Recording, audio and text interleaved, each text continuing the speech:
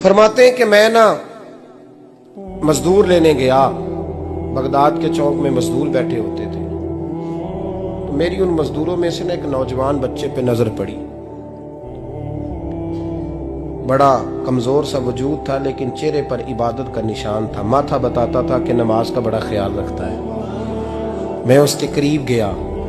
चेहरे भी बड़ा कुछ बताते हैं ना, चेहरों में भी बड़ी रानाई होती है। फरमाते हैं मैं करीब गया, मैंने उसको कहा बेटे मजदूरी करोगे? तो कहने लगा मजदूरों में बैठा हूं तो हुजूर मजदूरी के लिए ही तो बैठा हूं। तो मैंने कहा कि चलो फिर। कहने लगा नहीं मेरी कुछ शर्तें। मैंने कहा बताओ। कहने लगा पहली शर्त यह है कि लोग 4 दिनार दिहाड़ी लेते हैं, मैं 3 दिनार लूंगा। मैंने कहा यार भाई तो बड़ी बेहतरीन है, बाकी भी इस तरह की रख ले। उसने कहा हुजूर दूसरी शर्त यह है कि मैं आपकी मुकम्मल बात मानूंगा, लेकिन जब अजान हो जाएगी फिर आपकी नहीं सुनूंगा। तीसरी बात उसने ये की कि हुजूर मैं आपके घर में काम करूंगा पर आपके किसी सवाल का जवाब नहीं दूंगा। कहते मैंने कहा यार तू बड़ा अजीब है, शर्तें तो मालिकों की होती हैं। कहने लगा जी बहरहाल मैं शर्तें लगा के जाता हूँ। फरमाते मैं उसे घर ले आया। काम मैंने उसको बताया तो जो काम मजदूर सारे दिन में करता है ना, उसने 2 घंटे में ही कर दिया। हमारे मजदूर सिगरेट पीने में भी तो आधा घंटा लगाते हैं, वो चाय पीने जाएं तो पौना घंटा। वहां उनको भी तो दयानतदारी करनी चाहिए कि नहीं करनी चाहिए? मुआहदा किया है ना जी, तो पूरा उतरना चाहिए ना। कहते 2 घंटे में। अब काम जब बंदा शुरू कराता है तो काम और निकल आता है। कहते काम मैंने उसको और बता दिया, वो करने लगा। उसने मिट्टी निकाल के रखी थी बाहर रास्ते में, तो अजान हो गई जोर की। उसने वहीं कुदाल छोड़ी कही और चलने लगा। तो मेरा बेटा कहने लगा इसको जरा बराबर कर दो। कहने लगे चुप कर जा, तेरे बाप से बात हुई थी। जब अजान होती है तो मैं किसी और की नहीं सुनता, सिर्फ अल्लाह रसूल की सुनता हूँ। कहते मस्जिद चला गया, नमाज पढ़ के आया तो दोपहर का वक्त था। मेरी बीबी कहने लगी इसको को खाना खा ले। कहते हमने कहा खाना खा लो। तो कहने लगा मैंने रोजा रखा हुआ, रमजान भी नहीं था, नफली रोजा रखा हुआ। फरमाते हैं शाम हुई, मैंने 3 दिनार दिए। तो मैंने कहा तेरा नाम क्या है? कहने लगा मैंने आपसे कहा था मैं किसी सवाल का जवाब नहीं दूंगा। वो चला गया। अगले दिन मैं फिर लेने गया उसे, काम कुछ और निकल आए। तो लोगों ने बताया वो सिर्फ हफ्ते वाले दिन आता है।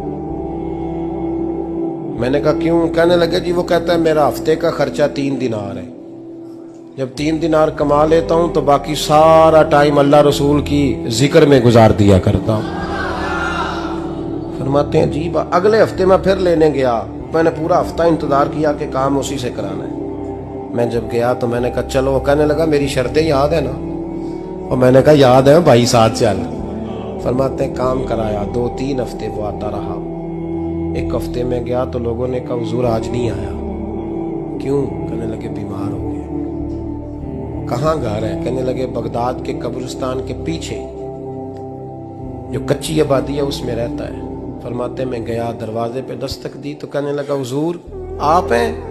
दरवाजा खोला है, आ जाइए। फरमाते हैं मैं अंदर गया तो मैंने कहा तुम्हें कैसे पता चला मैं आया हूँ? कहने लगा हुजूर अल्लाह वाले हो, आप नहीं आना था, वरना अमीर तो गरीबों का पता लेने कोई नहीं आते। कहते मैं करीब गया तो कहने लगा मैं आपका इंतजार कर रहा था, तेज बुखार है, तप रहा। जेब से कुछ पैसे निकाले। कहने लगा ये पैसे रखने। एक अंगूठी निकाली। कहने लगा हुजूर आज रात को मेरा इंतकाल हो जाएगा, इन पैसों का कफन खरीद के सुबह जनाजा पढ़ के मुझे दफन कर देना, और जब दफन करो तो ये अंगूठी लेके असर के बाद हारून रशीद के पास जाना। आप उसे कहना मैंने मिलना है पर वो आपको टाइम नहीं देगा। आप उसको आवाज दीजिएगा कि तेरी एक अमानत है मेरे पास। फिर वो आपसे मिलेगा तो अंगूठी दे दे, फिर आप मेरी तरफ से फारिग हैं। हजरत फरमाने लगे तेरा नाम? और कहने लगा हुजूर वक्त थोड़ा है,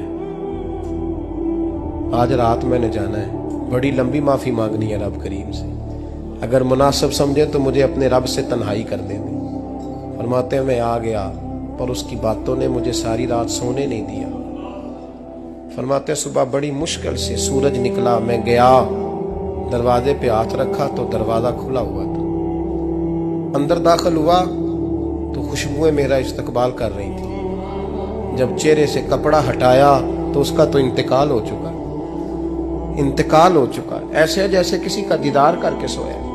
कहते मैं तो 2 आदमी ले गया था जनाजे पे, पर पता नहीं दुनिया किधर किधर से आई, कहां कहां से। अखा जदों मीटियां जमाना मैनू रोवेगा, अपना ते अपना बेगाना मैनू रोवेगा। फरमाते हैं मैं तो 2 बंदे ले गया था, पर पता नहीं मखलूक कहां कहां से आई। जनाजा पड़ा, दफन किया। हारून रशीद के पास में असर के बाद गया। मैंने बुलाना चाहा पर बादशाह था, मेरी तरफ देखा ही नहीं। मैंने उसको कहा तेरी एक अमानत मेरे पास है। फरमाते हैं मुझे कोने पे ले गया, क्या बात है, कमरे में बुलाया, मैंने अंगूठी दी। हारून रशीद तो चीखे मारने लगा, कहने लगा अंगूठी वाला कहाँ है? मैंने कहा वो तो इंतकाल कर गया। कहने लगा मुझे कब्र पे ले चल। कहते मैं कब्र पे लाया तो वो लेट गया, तड़प के रोने लगा। मैंने कहा मेरा कलेजा फट जाएगा, ना उसने कुछ बताया ना तूने बताया, ये कौन था? तो हारून रशीद कहने लगा ये मेरा बेटा था। मैंने कहा तेरा बेटा और मजदूर? कहने लगा हुजूर ये हजरत दाऊद ताई के पास बैठा करता था, उनका मुरीद था। मुझे रोज कहता था अब्बा तूने बड़ी दुनिया इकट्ठी कर ली है, मरते वक्त तुझसे टांगे समेटी नहीं जाएंगी, इतना हिसाब नहीं तू दे सकेगा। मैं इसको समझा देता, इसकी अम्मा समझा देती। ये रोज हमें कहता छोड़ दो, आ जाओ अल्लाह रसूल की बारगाह में झुक जाएं। हम समझ। एक दिन ये चला गया, कहने लगा फिर तुम्हारा रास्ता और है और मेरा रास्ता और है। ये सोने की अंगूठी गलती से इसके पास रह गई, गलती से हीरे की अंगूठी चली गई। कहने लगा देखो मेरे बेटे ने आज वो भी वापस कर दी है। फिर तड़प के कहने लगा हारून रशीद था तो ये मेरा बेटा, पर मेरा मुर्शद निकला, मेरा पीर निकला। भाई जिंदगी तो बड़ी थोड़ी है ना। बाबा साहब ने कहा था उठ फरीदा सुते आओ, और दाढ़ी आ गया पूर, अग्गा नेड़े आ गया, पिछा रह गया दूर। उठ फरीदा सुते आ, खलकत वेखन जा, मते कोई मिल जाई बख्शिया ते तू ही बख्शिया जा। उठ फरीदा सुते आ, झाड़ू दे मसीत, तू सुते रब जागदा, तेरी डाडे नाल परीत। मेरा रब हमें भी अपनी बारगाह में कबूल फरमा।